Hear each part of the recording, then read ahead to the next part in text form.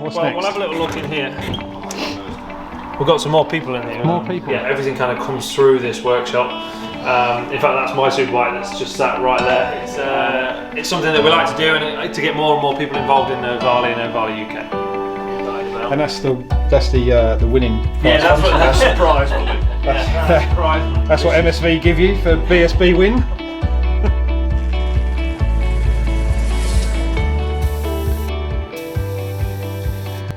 Thanks for watching so far. Let's get back to Hickey's workshop tour part 2. Stay tuned for part 3 next week.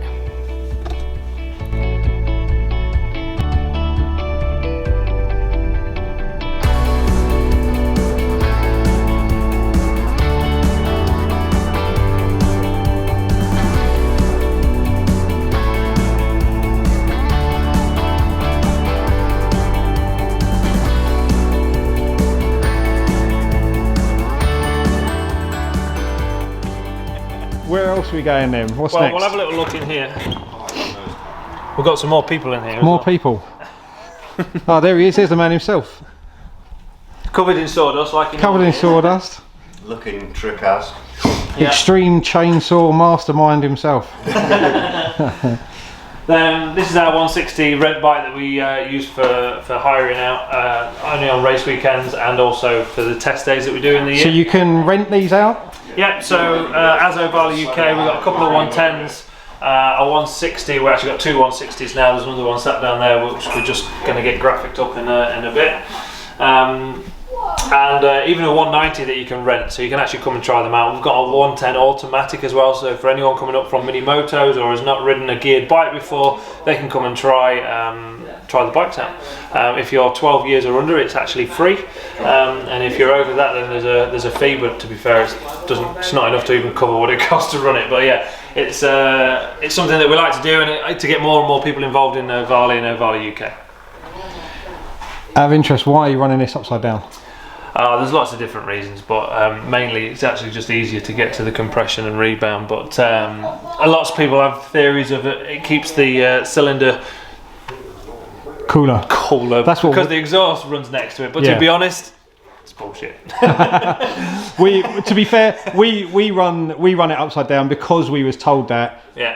by the guys in Italy who've been running them a couple of Actually, years. it won't make any difference whatsoever. But It is easier to get to the adjusters though, isn't it? it is easier. To Massively get to easier. which is why I do. Because here you can get to that rebound nice and easy right in there. And the and then the compression here. is literally right there. And it's hard when it's the other way. If that was up this end, you have to put your hand right up, sort of in here, and then you can't even see my hand, but it's right up here. Whereas that the rebound is nice and simple, right there. Easy peasy, that's easy. But yeah, these are the same benches that warehouse superbikes get built on as well. So yeah, everything kind of comes through this workshop. In fact, that's my superbike that's just sat right there. So that's the one you rode in so I rode Portugal? this, in Portugal. Yeah. And also all of 2020 and 2019 actually. It's the same So is that bike. the same bike? Yeah, it's the same bike. Just from with 19. upgrades, as it were? Yeah, it's a bit like Trigger's broom sometimes. Yeah. Really, you know, you kind of. It's the same bits, but keeps getting changed. So that's the stocker, yeah? This is actually a customer's bike. Oh, right. One of my old sponsors, and we've just done it as a bit of an FHO rep. It was an R, which is a sit-up and beg style bike, Yeah. and we've turned it into an RR. Oh, so nice. Changing the triple clamp and handlebars and stuff, but it's only got about 160 horsepower, so it's a lot more manageable. So for him doing track days, it'll That's be ideal perfect. for him. So yeah, we just painted it all. We've got basically we have the facilities to be able to sticker, paint and graphic everything up as we want, so pretty much everything's done in-house, or if it's not in-house, it's around the corner.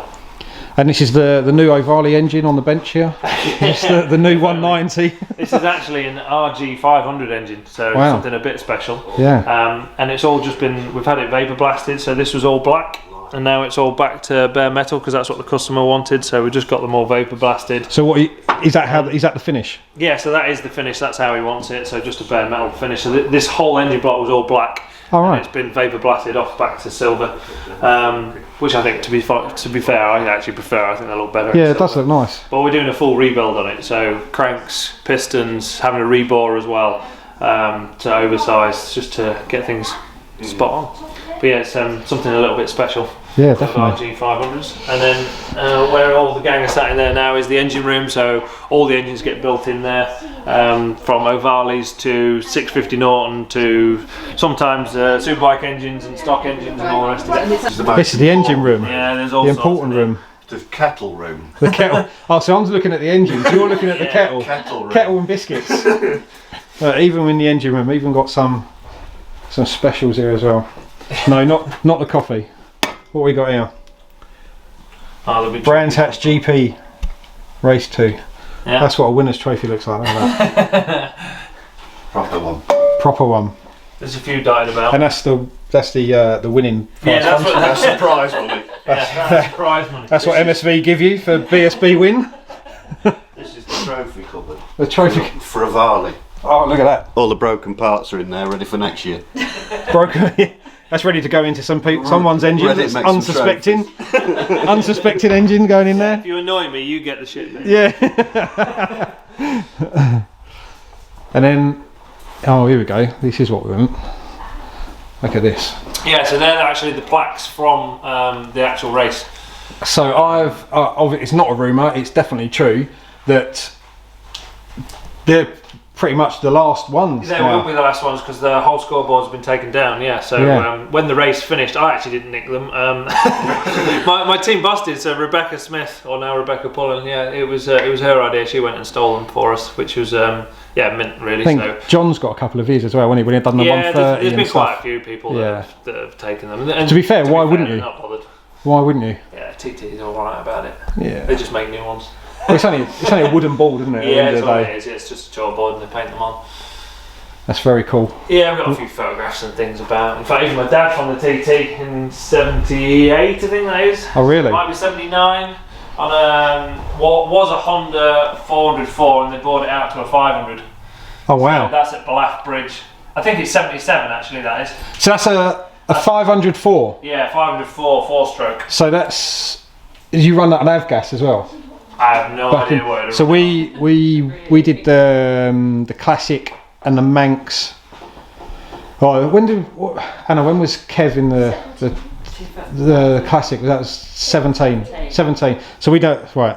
Yeah, so we done the classic in 17 with Kevin Miller. He rode a 504. Them things are they're loud. Nice. You don't want that sounding Proper at loud. 8:30 in the morning, that's for sure. And at the time, they were one of the only 4-strokes really. Nearly everything was 2-stroke. So he was racing against TZ 750s and stuff at the time. Look at that. Unfortunately, They're very can't cool. run out the front. I think Kev made it to. He done 4 laps in the practice because that was the year we had really crap weather. Yeah. Made it to mile marker 4, and I think the gearbox blew up. Yeah. That had a harmonics problem.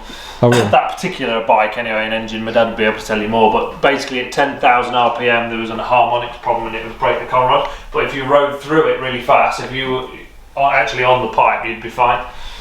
But if you held it around 10,000, it would break the conrod. But if you went straight through it, it was fine. Right, so we're going upstairs now.